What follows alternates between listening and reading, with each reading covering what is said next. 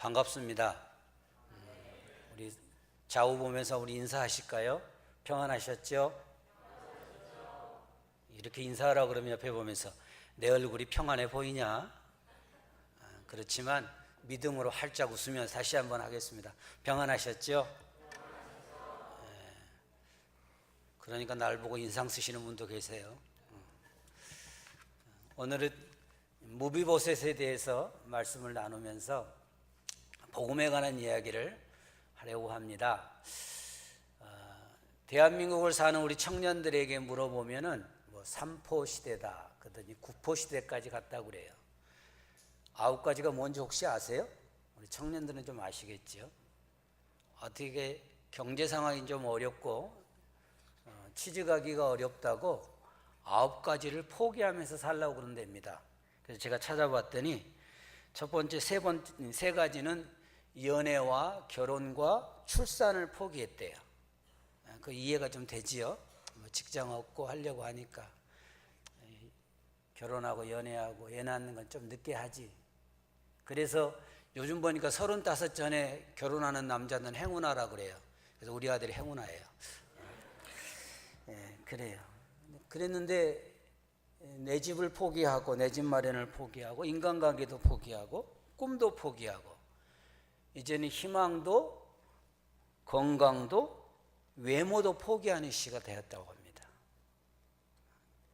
그냥 처음에는 큰 꿈을 안고 내가 세상에 나가면 뭔가를 할 수 있겠다라고 시작하던 인생이었는데 세상 사람들은 그만둬 이거 포기하고 저거 포기하고 해봤자 아무것도 아니야 라는 절망과 포기를 권하는 시대가 되어 있다는 겁니다.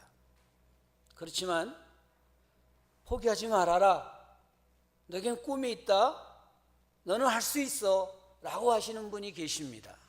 그분이 하나님이십니다. 하나님을 믿는 우리에게는 변하지 아니하고 쇠하지 아니하고 썩지 아니하는 그 나라가 있기 때문에 그렇습니다. 다들 포기하라고 그럽니다. 이제 그만두라고 합니다. 하지만 우리는 그 나라를 바라보면서 포기할 수 없습니다. 절망할 수 없습니다. 앞으로 나가는 겁니다. 그 나라가 하나님께서 주신 내 나라이기 때문에 그렇습니다. 오늘 우리가 본문에서 읽었던 한 사람을 제가 소개합니다. 이 사람은 왕궁에서 태어났습니다. 우리는 알지도 못하는 영국 왕자가 태어나는 소식을 들으면서 와, 잘생겼네 합니다. 아마 대단한 왕자였을 것 같아요. 장차 이 나라를 이어갈 왕제로 왕세손으로 자랄 인물이었습니다. 그런데 이 사람에게는 너무나 빨리 불행이 다가왔습니다.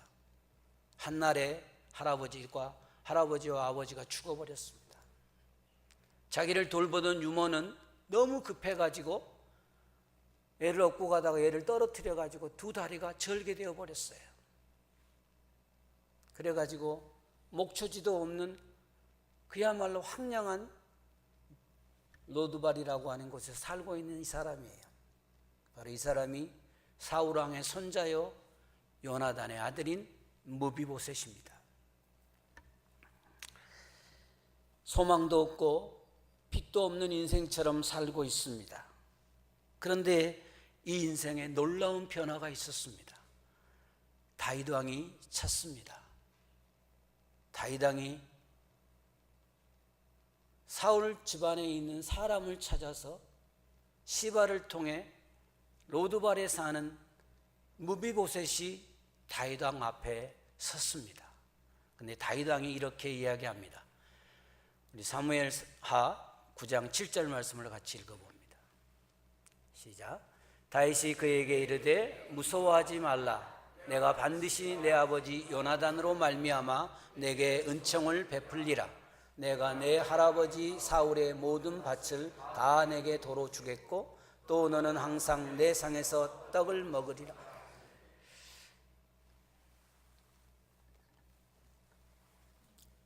다윗은 요나단을 기억하면서 요나단과 맺었던 그 언약을 기억하면서 무비보셋을 불러서 지금 읽은 말씀처럼 소망도 없고 빛도 없던 인생에게 자기 할아버지의 유산을 다 돌려주고 왕의 상에서 먹는 왕자와 같은 신분을 회복시켜 주겠다고 이야기하고 있는 것입니다. 이럴 때 무비보셋이 무엇이라고 얘기합니까? 종이 무엇이기에 왕께서 죽은 개 같은 나를 돌보시나이까? 라고 대답을 합니다. 우리가 얻을 수 있고 가질 수 있는 것을 줄 때는 간단하게 대답합니다. 고맙습니다. 감사합니다. 하면 되는데 생각지도 못했던 것, 내가 내 힘으로는 아무것도 할 수 없는데 갑자기 주어지는 것을 받을 때는 대답을 어떻게 합니까? 멍하니 있는 게 보통이에요. 특히 우리나라 사람은 반응이 좀 늦어가지고 옆에서 누가 찔러야 돼요. 고맙다고 그래. 기절할 정도니까 말을 못하고 있는 거예요. 무비보셋이 자기가 죽은 개 같다고 그래요. 소망이 없는 인생이었어요. 빛이 없어요. 다리도 절어요. 이 무비보셋 인생을 통해 복음에 관해서 같이 말씀을 나누고자 합니다. 첫째 복음은 은혜입니다. 복음은 은혜입니다. 은혜는 값없이 받는 것이 은혜인 겁니다. 아무런 대가나 보응을 요구하지 않는 것이 복음이라는 겁니다. 무비보셋에게 이 놀라운 역사가 드러났는데 무비보셋이 그야말로 용맹하고 야 나는 왕자야, 그러니까 이 남은 11지파를 모아가지고 다윗 왕에게 내가 항거해가지고 이 나라를 차지해야지 하는 투사나 용맹한 사람이 아니에요. 그런가 하면 열심히 자기가 노력해가지고 11지파는 못 모아도 내 주위에 있는 사람이라도 훈련시켜서 한번 내가 일어나 봐야지 하고 의지투철한 사람도 아니에요.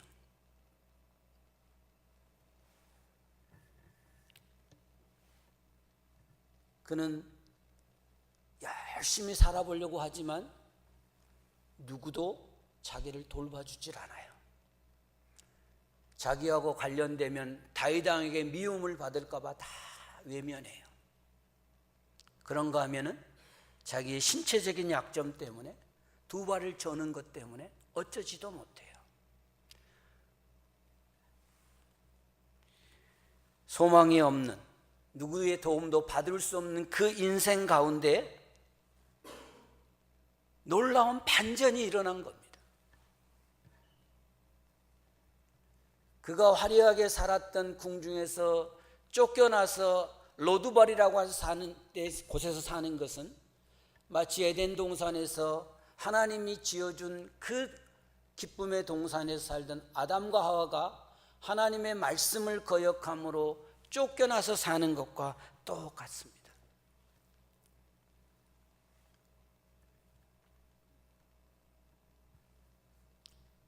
앞에서 말씀드린 것처럼 무비보셋이 무언가를 하려고 애쓰는 인생이 아니에요. 그냥 자기의 주어진 인생 때문에 내가 이렇게 왕자로 태어났지만 이렇게 살 수밖에 없어 하는 한탄과 소망 없는 것으로 말미암아 좌절하고 있는 인생뿐이에요. 그런데 다윗왕은 요나단과의 언약을 기억하고 있습니다. 다윗이 골리앗을 무찌르고 이스라엘 역사에 화려하게 등장합니다. 얼마나 화려하게 등장했냐면 그때의 나이가 10대 후반쯤 되는데, 아니 골리앗을 무찌르고 예루살렘에 들어가니까 여인들이 나와서 노래를 부르는데 뭐라고 노래를 부릅니까? 다윗은 사울은 천천히요, 다윗은 만만이라고 불러요. 여러분 누구를 칭찬할 때 눈치껏 칭찬하십시오. 잘못 칭찬했다가 다윗이 그냥 생고생합니다. 엄청나게 화려하게 등장을 하니까 다 시기예요. 근데 요나단은 그 다윗과 좋은 관계를 쭉 맺어왔어요. 사울왕이 다윗을 죽이려고 할 때 다윗과 요나단이 언약을 맺습니다. 그것이 사무엘상 20장 41절 말씀이에요. 같이 읽어봅니다. 시작.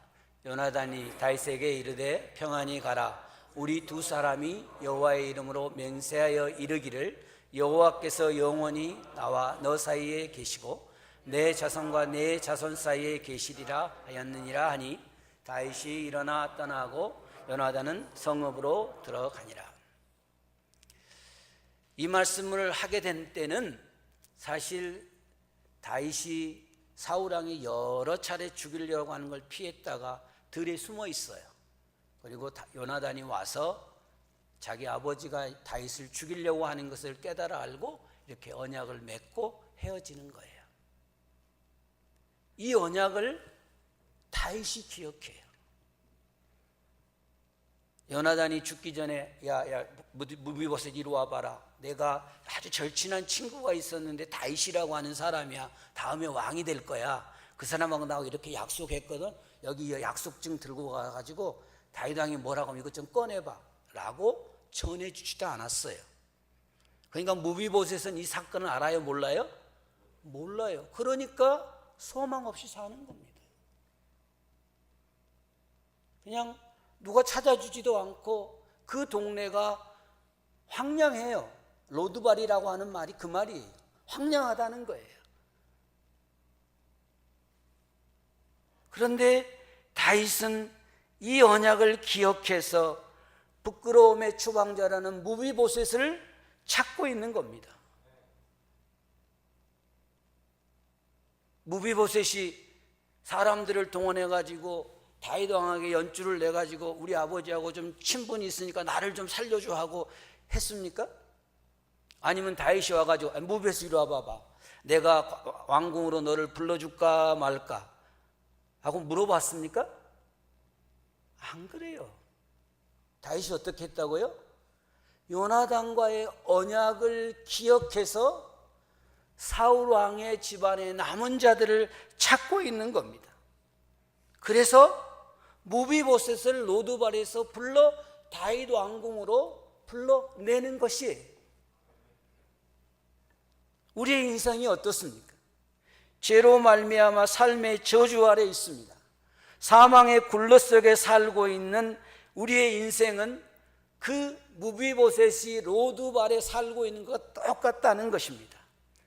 그런 인생 가운데 하나님께서 아담과 하와에게 약속했던 약속을 기억하고 계신다는 거예요. 창세기 3장 15절이에요. 시작. 내가 너로 여자와 원수가 되게 하고 내 후손도 여자의 후손과 원수가 되게 하리니 여자의 후손은 내 머리를 상하게 할 것이요 너는 그의 발꿈치를 상하게 할 것이니라 하시고, 이 언약의 말씀을 기억하셔서 사도 바울이 그래서 갈라디아서 4장 4절에서 5절에서 이렇게 얘기를 합니다. 시작. 때가 참에 하나님이 그 아들을 보내사 여자에게서 나게 하시고 율법 아래 나게 하신 것은 율법 아래 있는 자들을 속량하시고 우리로 아들의 명분을 얻게 하려 하심이니라. 우리는 죄로 말미암아 삶의 저주와 그 사망의 굴레에서 어떻게 살아갈지 모르고 무비보셋과 같이 빛도 없이 소망도 없는 그 삶을 살고 있는데, 하나님은 우리에게 약속하신 그 언약을 기억하셔서 그 아들 예수 그리스도를 우리 가운데 보내어 주시고 우리를 율법 아래에서 죄 아래에서 구속해 주셨다고 하는 것입니다. 그래서 우리를 하나님의 자녀의 명분을 얻게 해 주신 것입니다. 다윗이 요나단과 언약을 기억해서 무비보셋을 찾듯이 하나님께서 약속하신 대로 그 아들을 대속제물로 보내주시고 죄를 범한 우리를 찾아서 하나님의 자녀로 불러주신 것입니다. 여기에 우리의 어떠한 노력도 어떠한 공로도 없었다는 것입니다. 무비보셋이 절름발이 상태로 다윗 왕에게 나간 것처럼, 그러니까 뭐 있는 상태로 나가면 되지라고 얘기하실지 모르죠. 다윗 왕 때의 예루살렘 성에는 이런 장애자들은 전혀 접근하지 못하고 살지 못하고 추방해버리는 성이었어요. 그렇기 때문에 이 성에 절름발이 무비보셋이 들어온다는 것은 상상할 수도 없는 일이에요. 오늘날로 생각하면 뭐 들어갈 수 있지, 뭐 임금이 부른데 뭐 그냥 내 있는 모습대로 들어가면 되지. 그게 아니에요. 다윗이 특별히 지명하여 부르니까 절름발이가 다윗 예루살렘 성이 아니라 다윗의 왕궁에 들어와 있다는 거예요. 우리가 죄인이어서 하나님과 원수되어서 우리들은 소망이 없고 빛이 없는 삶을 살고 있었는데, 하나님이 부르시면 우리는 절름발이 상태로 다윗 왕 앞에 나갔던 무비보셋 같이 있는 모습 그대로 나가면 되는 거예요. 주일날이라 제가 멋진 옷을 입고 나왔습니다. 넥타이도 다 하고 나왔습니다. 여러분에게 잘 보이려고, 그렇죠? 머리도 잘 빗고. 그렇게 여러분 나오십니까? 왜 이렇게 입고 나오셨어요? 대답 잘 하셔야죠, 그렇죠? 내가 하나님 앞에 예배하는 자기 때문에 이렇게 나오는 거예요. 왜? 나는 하나님의 아들, 딸이니까, 하나님의 아들이니까. 하나님의 아들이 되는데 우리의 어떤 노력이 필요 없는 은혜로 우리를 불러주셨다는 겁니다. 하나님이 찾아오셔서 너 사는 걸 보니까 구원받을 만하네, 그러니까 넌 들어와. 너는 보니까 아니야. 그게 아니에요. 내 의견과 상관없어요. 하나님의 주권적으로 그냥 불러주신 거예요. 여기 앉아 예배드리는 우리들이나 우리 교회 밖에 있는 사람인데 차이가 전혀 없어요. 우리 차이가 있다고 하면 우리는 하나님의 은혜를 받은 자들이고 밖에 있는 자들이 그 은혜를 모르는 자들일 뿐인 거예요. 복음은 하나님의 주권적인 역사로 우리에게 임하는 겁니다. 나의 어떤 대가나 어떤 공로를 바라시는 게 아니라 그냥 주신 거라는 거예요. 그렇기 때문에 복음은 은혜입니다. 두 번째, 복음은 회복입니다. 무엇을 회복합니까? 죄를 지음으로 말미암아 잃어버렸던 것들을 회복해 주시는 겁니다.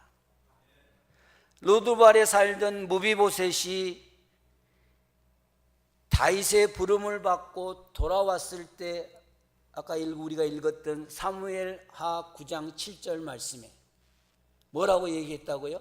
요나단으로 말미암아 은총을 베푸는데 사울 왕의 모든 밭을 너에게 주고 너는 항상 내 상에서 떡을 먹는다고 얘기했습니다. 로드발로 쫓겨나갔던 무비보셋은 이러한 그 할아버지가 같은 수많은 영토를 다 잃어버렸고 왕자의 신분을 잃어버리고 그냥 사는 거예요. 로드발이라고 해서 살면서 어떻게 살았을까요? 로드발에서 시바가 도와줬을 테니까 시바가 맛있는 반찬 주면 웃고 반찬 시원찮으면 짜증내고 아마 그렇게 살았을 거예요. 우리도 그렇지 않습니까? 이 땅을 살아가면서 죄로 말미암아 어렵고 힘든데 내 아들, 딸이 그냥 뭔가를 좀 잘하면 기분이 우쭐해지고 성적이 조금 떨어지면 성질내고 그렇게 살고 있지 않습니까?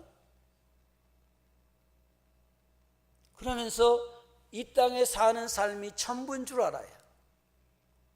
내가 어떤 신분인 줄을 몰라요.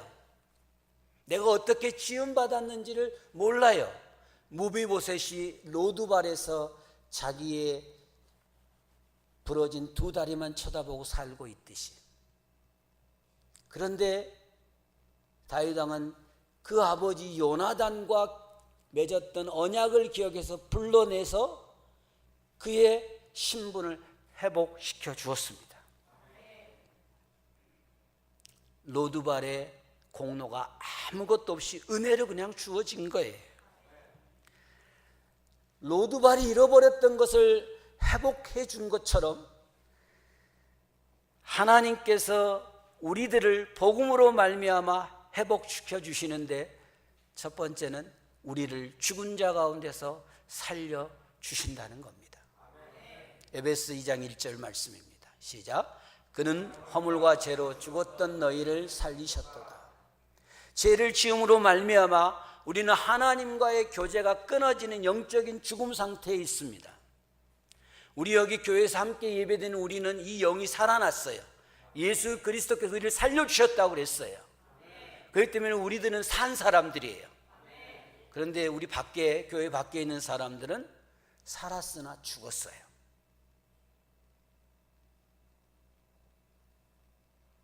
멀쩡하게 사지 멀쩡한데 왜 죽었다고 그래? 그 영이 죽어버린 거예요. 하나님과의 교제가 끊어졌기 때문에. 죽음은 분리예요. 여러분이 육체의 죽음을 당하실 겁니다. 누구든지. 저도 마찬가지고요. 여러분의 혼과 육이 분리되면 죽음인 거예요. 그것이 여러분이 영과 하나님의 영이 분리되어 버렸기 때문에 사망인 거예요. 그렇게 살았던 우리들을 예수 그리스도께서 십자가에서 피 흘려 죽으심으로 살려주신 겁니다. 두 번째는 살려주실 뿐만 아니라 우리들을 하나님의 자녀를 삼아 주신 거예요. 로마서 8장 16절 17절 말씀입니다. 시작. 성령이 친히 우리의 영과 더불어 우리가 하나님의 자녀인 것을 증언하시나니, 자녀이면 또한 상속자 곧 하나님의 상속자요 그리스도와 함께한 상속자니, 우리가 그와 함께 영광을 받기 위하여 고난도 함께 받아야 할 것이니라. 무비보셋을 불러서 그냥 안부 묻고 보내는 것이 아니라 뭐라고 그랬어요? 너는 지금부터 영원히 왕의 식탁에서 떡을 먹을 것이라고 그랬어요. 우리도 가족을 이야기할 때 뭐라고 합니까? 식구 그러죠. 식구. 그렇죠? 엄청 중요해요. 그래서 여러분하고 밥을 같이 먹는 분이 식구예요. 가족이에요. 요즘은 혼밥 하시는 분이 많이 계시죠? 식구가 없는 거예요. 되도록이면 혼자 먹기 그러시면 옆에 사람들 불러다 좀 드세요. 가족이 없으시면. 그러면 같이 가족이 되는 겁니다. 식구. 그러니까 무비보셋이 그냥 쫓겨나서 그 황량한 벌판에서 그냥 풀칠하며 살던 인생이 다윗이 그 아버지 요나단과의 그 언약을 기억해서 불러내서 왕자의 신분을 회복시켜 준 거예요. 왕의 식탁에서 먹으라고 얘기한 겁니다. 우리도 그렇게 하나님의 자녀의 신분을 회복시켜 주셨어요. 여러분들은 하나님의 자녀입니다. 여러분들이 만약에 우리나라의 최고 가는 재벌 삼성가의 아들이라면 여러분 어떻게 사시겠어요? 아유, 말도 마. 아유, 겸손하게 살아야지. 천만에요. 겸손하게 살아요? 안 그러죠. 얼마나 목에 힘주고 삽니까? 그죠? 너무 차이가 나요? 대통령 아들이면 어떠시겠어요? 이런 예화가 있어요. 케네디가 젊었을 때 대통령이 됐지 않습니까? 그 케네디 아들이 대통령이었을 때 5살, 6살이었던 걸로 기억해요. 그러니까 참모들이 와서 대통령한테 보고를 하는데 그 아들이 대통령 책상에 올라가고 의자에 막 발길질하고 막 그래요. 그런데 아무도 야단을 안 쳐요. 왜요? 대통령 아들이니까. 아마 우리가 가서 대통령 책상에 손만 대도 난리 날 겁니다. 안 그렇습니까? 우리가 하나님의 자녀가 됐어요. 자신 있게 사세요. 여러분 주머니에 든 게 없어서, 내 가진 지식이 짧아서 내가 이렇게 나이가 들어서, 아닙니다. 하나님의 자녀예요. 누가 어떻게 불러도 나는 하나님의 자녀라고요. 바꿔 얘기해 볼까요? 여러분이 아들, 딸이 놀이터에서 놀고 오다가 누구한테 해가지고 눈탱이가 밤탱이 돼서 들어오면 여러분 그러죠. 아이고 에리네 맞으면서 자라, 괜찮아. 그런 부모 있으면 손 들어보세요. 나도 손 내려야 되겠네. 없어요. 어떤 놈이냐? 이리 와. 매가지 끌고 어떤 놈이 때렸냐? 안 그러셨어요? 저만 그랬군요. 죄송합니다. 내 아들이 누구에게 무시당하면요, 내가 무시당할 때는 괜찮아요. 인생 살다 보면 그럴 수도 있지. 그렇지만 자식이 누구한테 무시당했다 그러면 아무것도 가진 거 없는데, 할 수도 없는데 화를 내면서 어떤 놈이야 하고 소리 질러보죠. 할 수 없으니까. 할 수 있으면 조용히 처리해 버릴 텐데. 안 그렇습니까 여러분? 여러분이 하나님의 자녀예요. 여러분이 마음 아파하면 하나님은요 가슴이 찢어진다니까요. 여러분이 아파하면 하나님의 마음은 여러분 자식들이 감기에 걸렸을 때 아파했던 마음보다 더 아파하시는 분이 나의 하나님이시라는 거예요.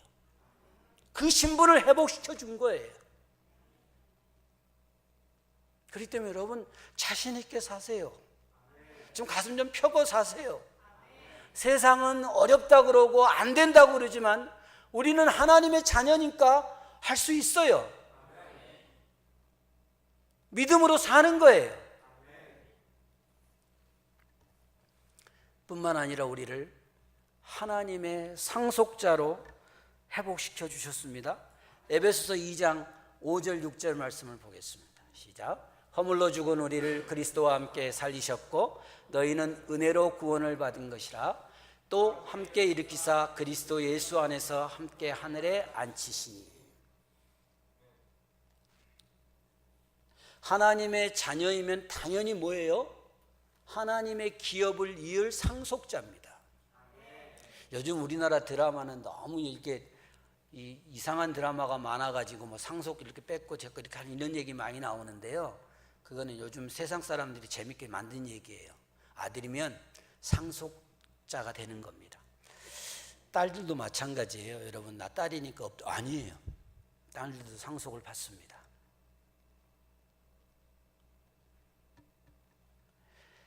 하나님이 우리를 오늘 에베소 2장 5절과 6절 말씀에 어떻게 말씀하셨냐면, 이제까지 살아왔던 그 옛 옷은 벗어버리고, 옛사람의 옷은 벗어버리고 새 사람의 옷을 입혀서 하나님 보좌 우편에 앉게 해주신다는 거예요.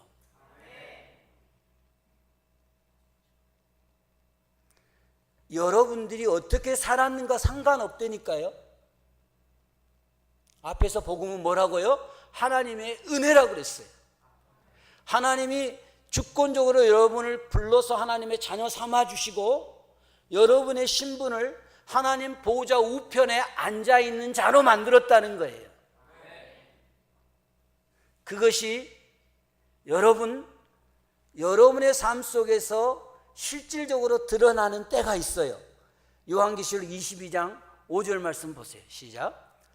다시 밤이 없겠고 등불과 햇빛 이는 주가 빛이심이라 그들이 세세토록 왕노릇하리로다. 보호자 우편에 앉아서 그리스도와 함께 뭐 한다고요? 왕노릇을 해요. 여러분들이 이 신분을 예수 그리스도께서 십자가에 피 흘려 죽으심으로 회복시켜 주신 거예요. 하나님의 자녀로, 하나님의 상속자로 예수 그리스도와 함께 영원히 다스릴 자로 여러분을 회복시켜 주신 것이 복음인 것입니다. 세 번째 복음은 능력입니다. 복음은 이 복음의 감격으로 응답하는, 보응하는 자에게 능력입니다.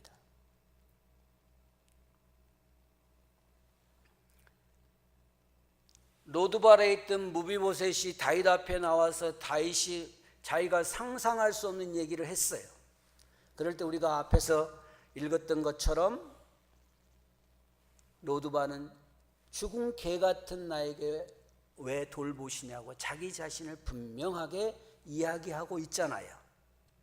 이 말씀은 아유 내가 그건 너무 황송해서 받을 수 없어요가 아니라 너무 감격해서 너무너무 고마워서 하는 말이에요.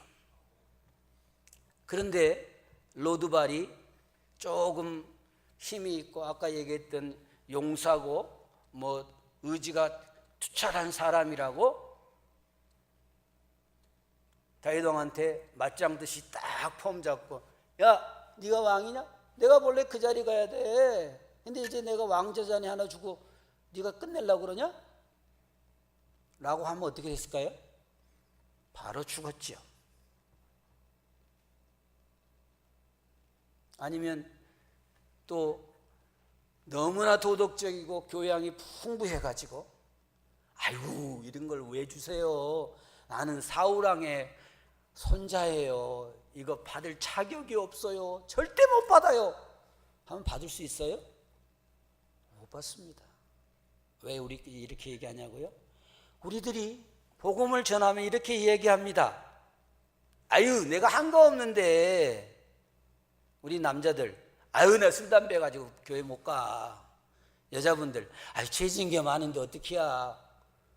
복음은 뭐라고요? 하나님이 주권적으로 은혜를 베푸신 거예요. 내가 어떻게 산과 상관없이 나를 그냥 무비보셋을 왕궁으로 불렀듯이 하나님의 자녀 너를 선택했다고 말씀하시는 게 복음이에요. 이 복음에 우리가 어떻게 하면 돼요? 그냥 네라고 대답하면 되는 거예요. 그런데 우리는 이렇게 얘기하죠. 아유 그래도 내가 뭔가를 좀 해야지. 내 나이가 몇인데 인생이 이렇게 살았는데. 절대 아니라는 거예요. 복음은 은혜예요. 이 복음이 은혜이지만 이 은혜에 대해서 내가 어떻게 반응하느냐에 따라 그것이 내게 능력, 앞에서 살펴본 것처럼 복음으로 말미암아 내 삶이 하나님의 자녀가 되고 하나님의 상속자가 되고 하나님과 같이 다스릴 왕의 신분을 차지하느냐 마느냐는 내가 그 복음에 반응하는 것에 달려있다는 겁니다.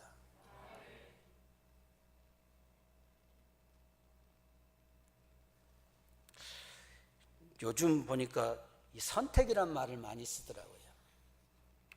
근데 이 복음 안에는 사실 우리가 선택한 것 같지만 우리가 선택한 것조차도 없어요. 여러분 한번 생각해 보십시오. 여러분이 예수 믿고 교회 출석할 때 내가 이제 예수 믿기로 작정했어 라고 교회에 나오신 분들 계시죠? 제가 그랬거든요.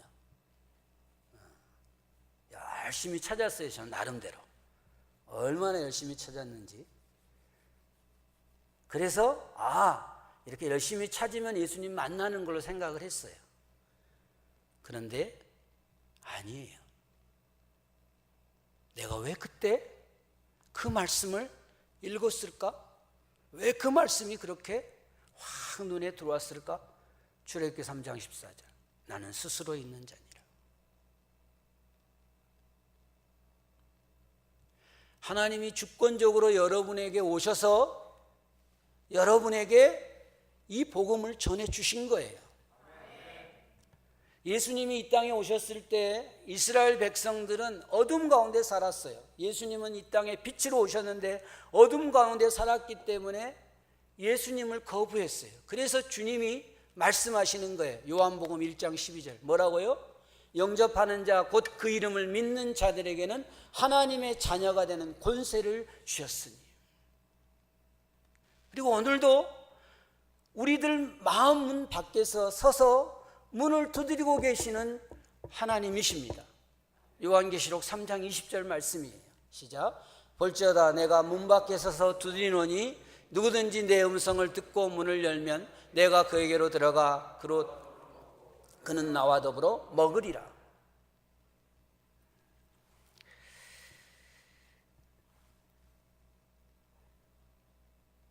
여러분의 마음 밖에서 문을 두드리고 계시는 거예요. 어떤 때는 전단지를 뚝 주면서 교회 나오세요 그럴 수도 있고요. 어떤 분들은 성경 공부 모임에 인도돼서 예수님의 음성을 들을 수 있고요. 어떤 분은 친구 따라서 교회 한번 와보자고 그래서 오늘 이 자리에 앉아 있는 분도 있을 수 있어요. 그것은 다 여러분의 문 밖에서 하나님이 문을 두드리고 계신다는 거예요. 이 복음을 듣고 여러분이 마음의 문을 열면 하나님이 여러분에게 들어오시겠다는 겁니다. 그리고 여러분과 함께 먹고 마시겠다는 겁니다. 여러분을 하나님의 자녀 삼아주시고 여러분의 하나님의 상속자로 예수 그리스도와 함께 다스릴 자로 만들어 주시겠다고 문을 두드리고 계시는 거예요.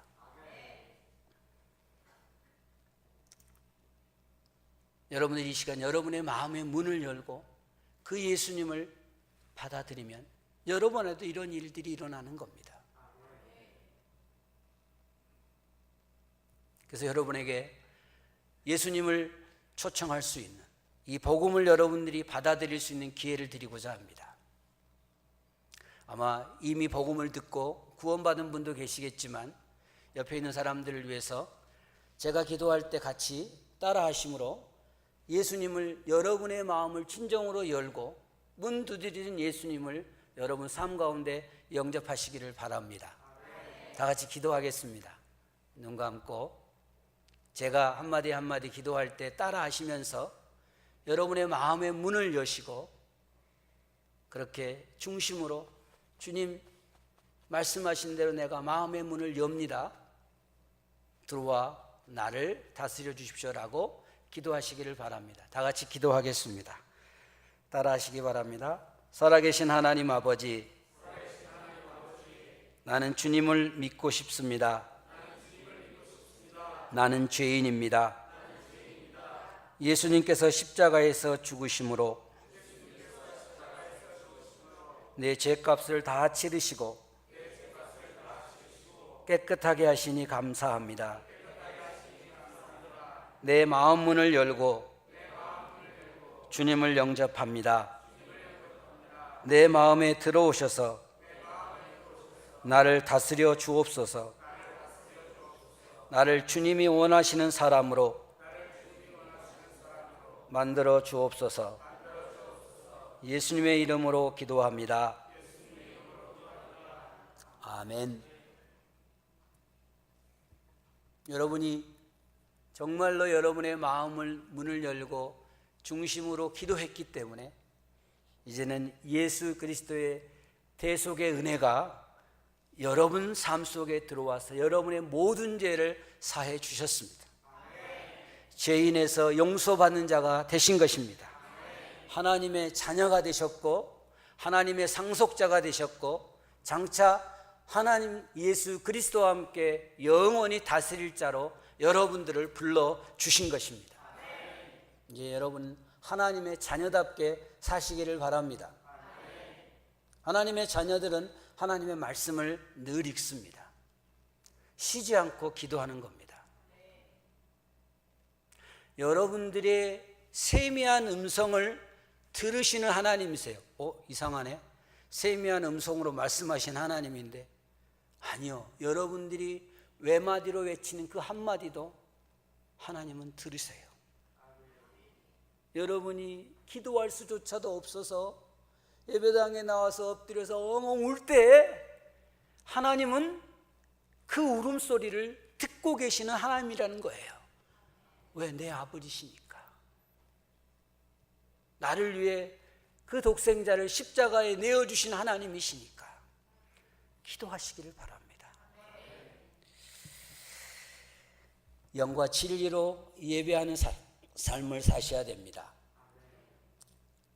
예배는 하나님과 소통하는 거예요.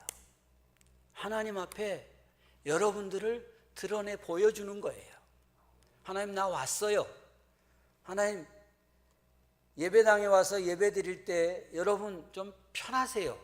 인상 쓰지 마시고 아유 이렇게 목사님 오늘 말을 어렵게 하냐, 좀 쉽게 좀 하지, 이런 생각 갖지 마시고 그냥 하나님 앞에 그냥 여러분 목욕탕에 들어가서 어떻게 계십니까? 왜 이렇게 계십니까? 탁 펴고 그랬잖아요, 그렇죠? 그래서 어떤 분이 교회는 목욕탕이다 그래요. 좀 편안하게 예배 드리시기 바랍니다. 그러려면 여러분 성도들과 교제를 열심히 하셔야 돼요. 또 믿지 않는 자들에게 전도도 하시고요. 다음 중요한 게 있는데 꼭 순간순간 회개하시면서 사시는 것이 하나님의 자녀답게 사는 것입니다. 왕의 식탁에서 먹습니다. 이제 영원히 왕노릇할 삶이 기다리고 있습니다. 근데 오늘 집에 돌아가면 어떻습니까? 여전히 여자분들은 밥하고 설거지 해야 되고 남자분들은 일터에 나가야 되는 그런 막막하잖아요. 하나님의 자녀인데, 내가 왕인데 내 신하들은 어디 있는 거야? 찾고 계십니까? 믿음으로 사는 거예요. 내가 예수 그리스도를 알므로 하나님을 알게 됨으로 영생을 얻었습니다. 이 영생은 죽고 난 다음에 찾아오는 게 아니라 오늘 이 자리에서 사는 게 영생이에요. 내가 영원히 죽지 않는 것처럼 사는 거예요. 그렇기 때문에 누구는 포기하라고 그래도 나는 할 수 있어요.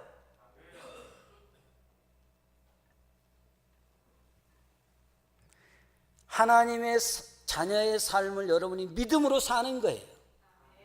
주위 사람들이 뭐라고 그래도 나는 왕이니까 왕답게 살면 돼요. 왕답게 산다고 누구의 도움을 받고 사는 것이 아니라 왕답게 산다는 것은 자유롭게 산다는 겁니다.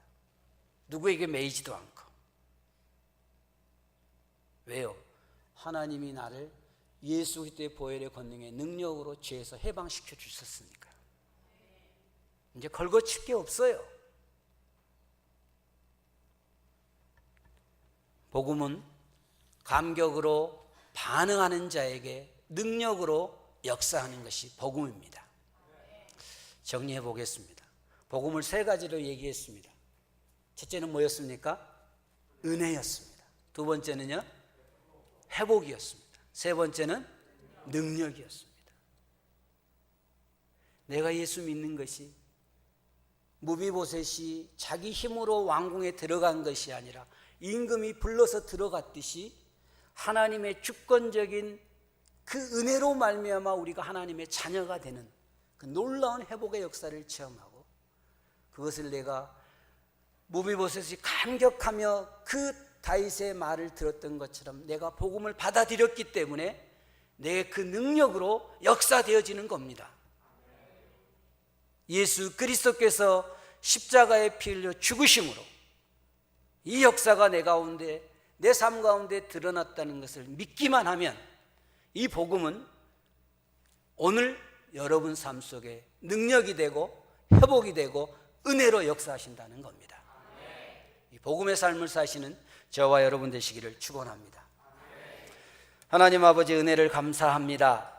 오늘 무비보셋을 통해 다시 한번 복음에 대해서 생각해 보게 하여 주시고, 복음은 하나님께서 우리에게 주권적으로 역사하시는 은혜였고, 우리의 잃어버렸던 하나님의 자녀, 하나님의 상속자, 하나님과 함께 다스릴 그 신분을 회복시켜 주신 것이고, 우리가 이 복음에 감격으로 반응했기에 이 놀라운 역사가 우리 가운데 능력으로 드러난 것을 고백하면서 하나님의 자녀다운 삶을 사는 우리 모두가 되어질 수 있도록 축복하여 주시옵소서. 지금은 우리 주 예수 그리스도의 은혜와 하나님 아버지의 사랑하심과 성령님의 내주 교통 충만 역사하심이 예수 그리스도의 복음을 듣고 감격으로 반응한 귀한 심령들 위에, 그 삶과 비전 위에 지금부터 영원토록 함께 계실지어다. 아멘.